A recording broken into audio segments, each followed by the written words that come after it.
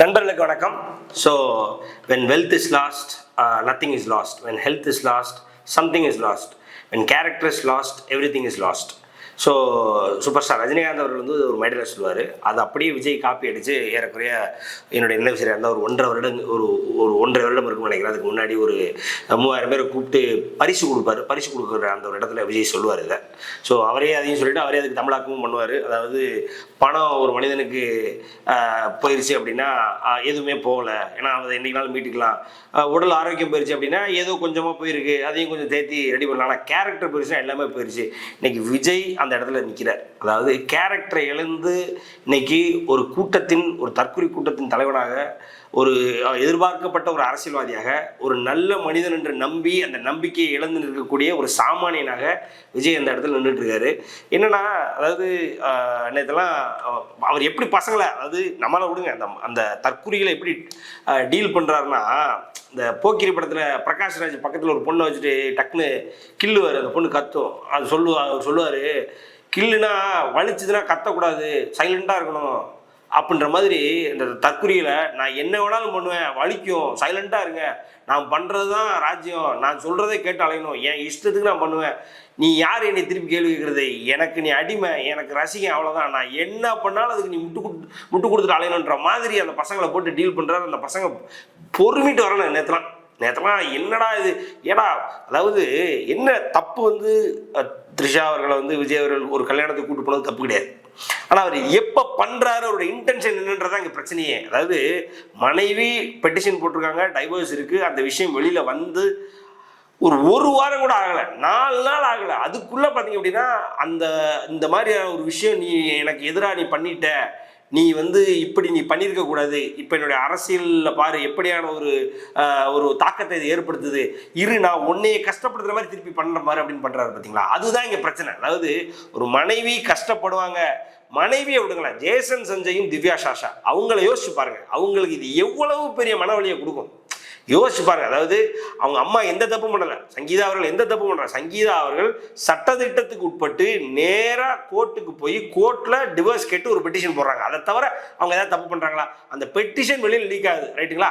அப்போ இதை தவிர எந்த தவறுமே பண்ணாத ஒரு சங்கீதாவை இன்னும் நீ கஷ்டப்படுத்தணும் அப்படின்னு சொல்லி த்ரிஷாவை கூப்பிட்டு நான் வெளியில சுத்துறேன் பாரு, அதுவும் ஒரே ட்ரெஸ்ஸை போட்டு ஒரே டெய்லர் கடையில் கூட தச்சிருப்பாங்க போல இருக்கு. அப்படி தச்சு பொருத்தமா நேற்று 2 பேரும் போய் அப்படி சங்கீதாவையும் அப்பா அம்மாவையும் அந்த பெத்த 2 பசங்களையும் கஷ்டப்படுத்தணும்னு விஜய்க்கு எங்கேருந்து வந்திருக்கு? இதெல்லாம் தான் அந்த பண்ணையார்த்தனம், அந்த பணக்கார மைண்ட் செட்டு. அன்னைக்கு கூட நம்ம நண்பர் ஒருத்தர் எழுதியிருந்தாரு, உண்மைதான். அதாவது 2017 மெர்சல் படம் இப்படி தான் வரும்பொழுது அது வரைக்கும் விஜய் வந்து ஜோசப் விஜய் சந்திரசேகர்லாம் யாரும் பேசுனதே கிடையாது, பெரிய லெவலில் பொது வழியில் பேசுனது கிடையாது. கிறிஸ்டின்னு தெரியும். ஆனால் 2017 முதல்ல மெர்சல் வரும்பொழுது கோயிலை இடிச்சுட்டு ஹாஸ்பிட்டலில் கட்ட போகிறேன் அப்படின்னு அந்த படத்தில் சொல்லவும் பாஜகக்காரன் கொந்தளிச்சான். ராஜா என்ன பண்ணிட்டாருன்னா, விஜயனுடைய ஓட்டர் கார்டை எடுத்து வெளியில் விட்டார். அந்த ஓட்டர் கார்டில் ஜோசப் விஜய்ன்னு இருக்கு. ஜோசப் விஜய்ன்னு இருக்க உடனே இவருக்கு டென்ஷன் ஆகி 25 வருஷம் நினைக்கிறேன், அதுக்குள்ள அந்த 2017 வரைக்கும் 1992 நடிச்சிட்டு இருக்காரு. அது வரைக்கும் அவரோட பல லெட்டர் பேட்ஸை பார்த்துருக்கோம். நம்ம எல்லாத்துலையும் விஜய் தான் வரும். இந்த ராஜா ஜோசப் விஜய்னு சொல்லிட்டாருன உடனே இவர் விறுவிறுன்னு ஒரு லெட்டர் பேடை போட்டு அதில் ஜோசப் விஜய்னு அடித்து ஒரு பெரிய அறிக்கை வருது.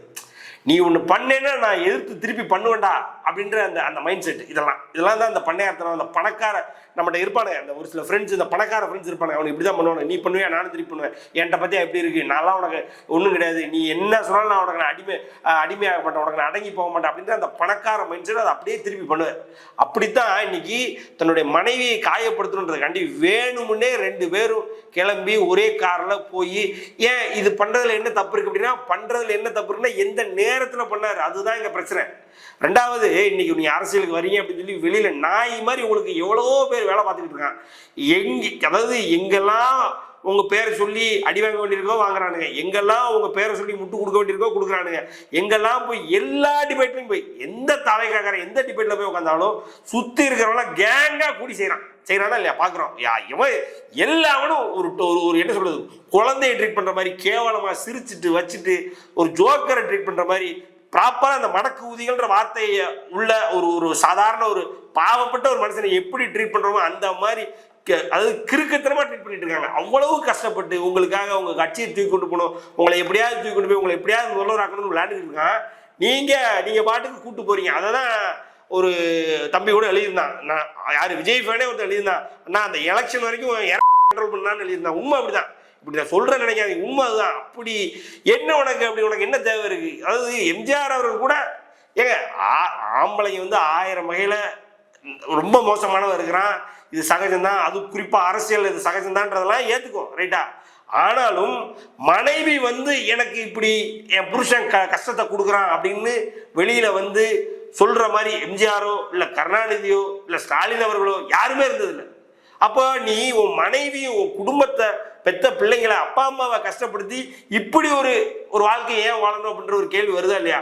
இதெல்லாம் எவ்வளவு கேவலமா இருக்கு, நீங்க யோசிக்கணும். அதாவது விஜய்ன்ற மனிதனை என்னமோ கொண்டு வந்து ஆள போறான் தமிழன், அவன் தான் வருவான், அவன் வந்து தான் தமிழ்நாட்டை காப்பாற்றணும், அந்த ராவண மகண்டான்றா பார்த்தீங்களா? ராவண மகண்டான ராவணன் இப்படிதான் அகம்பாவத்தில் அழிஞ்சான். அதே மாதிரி இதையும் நேற்று அந்த நம்பர் எழுதியிருந்தார்.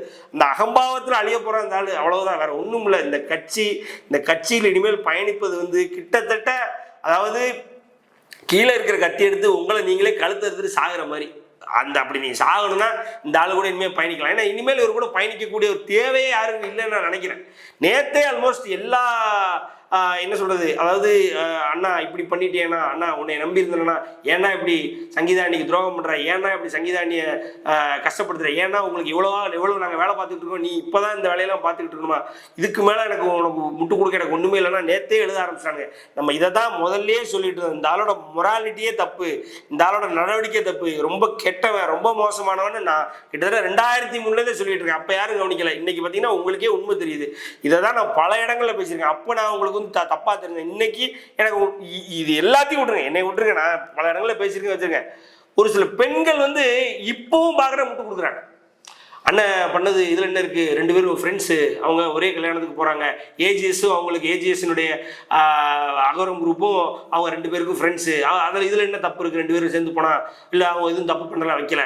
ஒன்றே ஒன்று கேட்குறேன், நீங்கள் கல்யாணம் ஆகி உங்களுடைய கணவர் இதே மாதிரி இன்னொருவர் கூட ஒரு இல்லிசிட் ரிலேஷன்ஷிப்பில் இருக்கும் பொழுது அவங்க அதே மாதிரி ஜோடியாக வெளியில் போனால் உங்களால் ஏற்றுக்க முடியுமா? இதை மட்டும் யோசிங்க, வேற ஒன்று நீங்கள் யோசிக்க வேணாம். இதை மட்டும் யோசிங்க. நீங்கள் விரும்பக்கூடிய ஒரு நபர், நீங்கள் காதலில் இருக்கக்கூடிய நபர், நீங்கள் கல்யாணத்தில் இருக்கக்கூடிய நபர் இதே மாதிரி உங்கள் முன்னாடியே உங்களை கஷ்டப்படுத்தணும்னு இன்னொருத்தரை கூப்பிட்டு வெளியில் போகும்பொழுது நீங்கள் அதை ஏற்றுக்குவீங்களா? இதை மட்டும் யோசிச்சு பார்த்துட்டு முடிவு பண்ணுங்க. தேவையில்லாமல் இன்னும் இந்த ஆளுக்கு முட்டு கொடுத்துக்கிட்டு இன்னும் இவனை வந்து சிஎம் ஆக்கணும் வைக்கணும், இவன் வந்து தமிழ்நாட்டை காப்பாற்ற வைப்பான் அப்படின்லாம் நீங்கள் அன்னைக்கு கூட எனக்கு ரொம்ப ஒரு நலம் விரும்பி என் குடும்பத்தில் ஒருத்தர் எனக்கு ஃபோன் பண்ணி எனக்கு சொல்லும் பொழுது கூட நான் சரி இனிமேல் இதை நம்ம தொட வேண்டாம் அப்படின்னா இதில் இன்டென்ஷனே தப்பாக இருக்குது. என்னன்னா இவர் இந்த மாதிரி பண்ணுறது, அதாவது இந்த மாதிரி பண்ணுறது வந்து எந்த நோக்கத்துக்காக பண்ணுறாருன்னு பார்க்கலாம். இந்த மாதிரி பண்ணுறது தப்பா? த்ரிஷா கூட இன்னைக்கு ஒரு ஒரு கல்யாணத்துக்கு போனது தப்பானா கல்யாணத்துக்கு போனது தப்பு இல்லை. ஆனால் ஏன் போறாரு அப்படின்னா காயப்படுத்தணும். யாரை காயப்படுத்தணும்? மனைவி 25 வருடமாக கூட இருந்து ஒரு மனைவியை காயப்படுத்தணுன்ற அந்த நோக்கத்திலே போறாருன்றது தான் இங்கே பெரிய பிரச்சனையா இருக்கு. ஸோ அதனால அதுதான் வந்து இங்கே பெரியதாக இருக்கு. அதே மாதிரி இதுக்கு முன்னாடி ஒரு டைவர்ஸ் பண்ணதை பற்றி நான் பேசினேன், அது தப்பான அது தப்பு இல்லை. ஆனால் அந்த டைவர்ஸ்குள்ள ஒரு வேர்பல் அபியூஸ் இருந்திருக்கு, ஒரு ஃபிசிக்கல் அபியூஸ் இருந்திருக்கோ என்னமோ. அதே மாதிரி பார்த்தீங்க அப்படின்னா ஒரு வேர்பல் டிஸ்டைன், அதே மாதிரி ஒரு மென்டல் அகனியில் மனைவியை போட்டிருக்காரு, ஒரே வீட்டுக்குள்ளே இருந்துக்கிட்டு தனியாக பிரித்து வச்சிருக்காரு. இதெல்லாம் criminal offence. If proven guilty இதெல்லாம் கிரிமினல் அஃபென்ஸ். அப்போ இதை மாதிரியான விஷயங்கள் விஜய் பண்ணியிருக்க வேண்டாம் தான் நம்ம சொல்கிறோம். அதே மாதிரி இந்த தடவையும் எல்லாத்தையும் காயப்படுத்தணும். அதே நேரத்தில் இவனு யாரா நான் அப்படிதான்டா இதெல்லாம் அந்த ஏண்டா, அதாவது நம்ம என்ன கேட்குறோம், ஏன் நீ இப்படி ஒரு தவறுதலான ஒரு வாழ்க்கையை நீ கடைபிடிக்கிற, ஒரு இல்லிசிட் ரிலேஷன்ஷிப்பில் இருக்கிற, ஒரு அடல்ட்ரஸ் ரிலேஷன்ஷிப்பில் இருக்கிறன்னு கேட்குறோம். நான் அப்படி தான்டா இருப்பேன், நீ என்ன வேணாலும் கேட்டுப்படா அப்படின்றது மனநிலை. எந்த மாதிரியான மனநிலை? இது ஒரு தலைவனுக்கான மனநிலையா? நான் எவனையும் சட்டை பண்ண மாட்டேன், எனக்குமே நான் பேட்டி கொடுக்க மாட்டேன், இன்டர்வியூவில் ஒருத்தன் கேள்வி கேட்டானா அதுக்கு தயாராக இல்லை, ஒரு 41 பேர் செத்தானா அதுக்கு ரெஸ்பான்சிபிலிட்டி எடுக்க தயாராக இல்லை. அதெல்லாம் நீ ஓடுற இல்லை.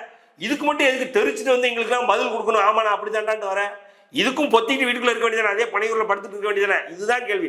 அப்போ நீ தெரிச்சு வரும்போது நாங்கள் திருப்பி அடிக்கத்தான் செய்வோம். அதனால தான் இந்த வீடியோலாம் போடுறோம் ஒழிய வேற எந்த நோக்கமும் இல்லை. இந்த ஆள் ரொம்ப ரொம்ப கேடுகட்டவன், ஒரு வடிகட்டின முட்டாள், ஒரு 1 நம்பர் தற்குறி, ஒரு தலைமை மடக்கூதின்றது எந்த மாற்றுக்கத்தும் இல்லை. அதே ஸ்டாண்டில் இருக்கேன்.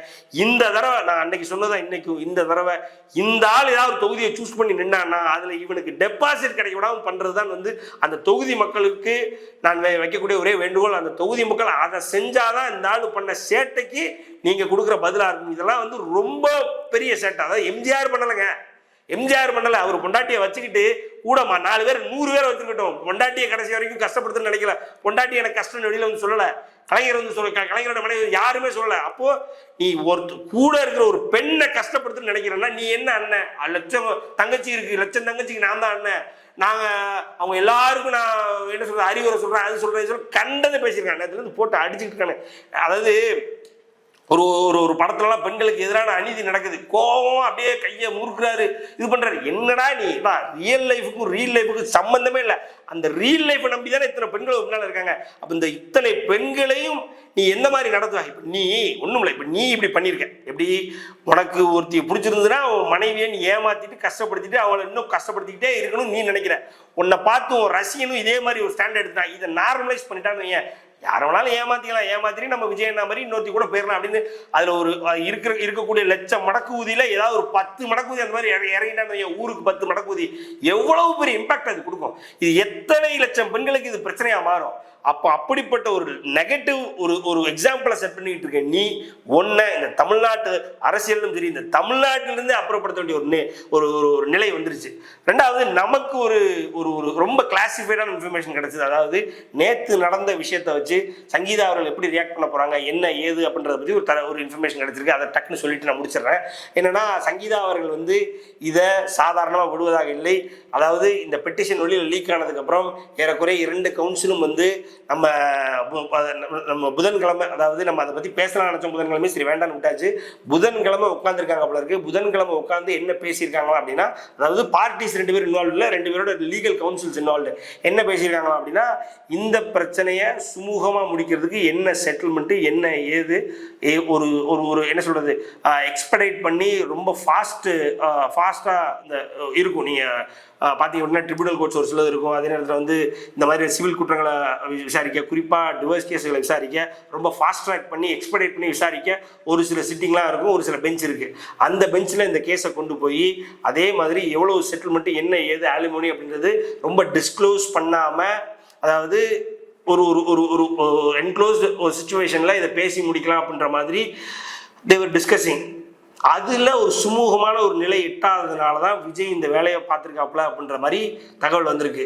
அவன் இந்த மாதிரி பண்ணுறானா, நான் திருப்பி பண்ணுறேன் அப்படின்னு ஏறக்குறைய சங்கீதா அவர்களும் இதை சாதாரணமாக விடப்போவதில்லை. இனிமேல் ஒவ்வொரு ஹியரிங்கும் விஜய் வந்து நேரில் ஆஜராகியே ஆகணும் அப்படின்ற ஒரு ஸ்டாண்டை எடுத்திருக்காங்க. யாரு? சங்கீதா அவர்கள். அதே மாதிரி விஜய் அவர்கள் எந்த மாதிரியான செட்டில்மெண்ட்டுக்கு போனாலும் இதை டெஸ்டிஃபை பண்ணாமல், இதை கோர்ட்டில் போய் டெஸ்டிஃபை பண்ணாமல், ஜட்ஜு முன்னாடி டெஸ்டிஃபை பண்ணாமல் இது அவுட் ஆஃப் கோர்ட் செட்டில்மெண்ட்டோ இல்லைனா கவுன்சிலிங் செட்டில்மெண்ட்டோ பண்ண போவதாக இல்லை. ஸோ அதனால் விஜய் அவர்கள் எப்படி இந்த ஏப்ரல் 20th இந்த ஹியரிங் எதிர்பார்த்துக்கிட்டு இருக்காங்களோ, ஏப்ரல் 20th அவர் கண்டிப்பாக போய் தான் ஆகணும் போல. அதே மாதிரி இனிமேல் எத்தனை ஹியரிங், எத்தனை கவுன்சிலிங் செஷன்ஸ் எத்தனை வந்தாலும் நேரடியாக ஒரு ஒரு ஒரு காமன் பிளேஸ். ஏன்னா சங்கீதா சொல்லிட்டாங்களா, இனிமேல் நான் வந்து அவர் இருக்கக்கூடிய இடத்துக்கோ இல்லை இனிமேல் ஃபோனில் எதுவும் கான்வர்சேஷனோ வீடியோ கான்ஃபரன்சிங் கான்வர்சேஷனோ எதுவுமே கிடையாது. அவர் ஒரு காமன் பிளேஸ்க்கு வரணும், நான் ஒரு காமன் பிளேஸ்க்கு வருவேன், வந்து அங்கே வச்சு தான் நம்ம பண்ணி ஆகணும். எத்தனை ப்ரொசீடிங்ஸ் இருந்தாலும் அப்படி தான். அதை மறுத்தார்னா அதை எதிர்த்து இவங்க ரிட்டு போடுறதோ இல்லை ஏதோ ஒன்று இவங்க பண்ணுறதுக்கு தயாராக இருக்காங்க. ஸோ அதனால் சங்கீதாவினுடைய தரப்பு ரொம்ப அப்செட் இல்லாமல் அவங்க ரொம்ப அக்ரெசிவாக அரகண்டாக மாறிட்டாங்க. இனிமேல் விஜய்ன்றவனை விட்டு வைக்கக்கூடாது. அவன் விட்டு வச்சா அவனுடைய திமிரை, அவனுடைய குற்றத்தை அடக்கிறதுக்கு நான் மட்டும்தான் இந்த தமிழ்நாட்டில் இந்த விஜயை இப்போதைக்கு அடக்கி வைக்கணும். அப்படின்னா அந்த துருப்பு சீட்டு, அந்த ட்ரம்ப் கார்டு என்கிட்ட தான் இருக்குது. வச்சு அடிக்கிற அடியில் இனிமேல் அந்த ஆள் வெளியில் எந்திக்கவே கூடாது அப்படின்ற அளவுக்கு அவங்க ரெடி ஆகிட்டாங்க. இது நமக்கு கிடைச்ச ஒரு தகவல். இன்னொன்று பார்த்தீங்கன்னா, இதுக்கும் திமுக தான் காரணம். இதுக்கு எப்படியே திமுக காரணம்? அவர் திரிஷாவை கூட்டு போகிறதுக்கு திமுக எங்கே காரணம்? ஒரு காரணம் கிடையாது. மறுபடியும் அந்த மாதிரி சொல்கிறவங்களாம் மூளையை கலட்டி எங்கேயாவது வச்சுட்டு தேடிட்டு அலைஞ்சிட்டு இருக்கீங்கன்னு நினைக்கிறேன். அந்த மூளையை கண்டுபிடிச்சி எடுத்து மண்டையில் மாட்டுங்க. இனிமேலும் வந்து விஜய்க்கு எந்த வகையில் முட்டு கொடுத்தாலும் உங்களை விட முட்டா மடக்கு ஊதி வேறு யாரும் இல்லை அப்படின்ற மாதிரி தான் ஆகுது. ஸோ அதனால் அதை புரிஞ்சுக்கிட்டு நடந்துக்கோங்க. நன்றி, வணக்கம்.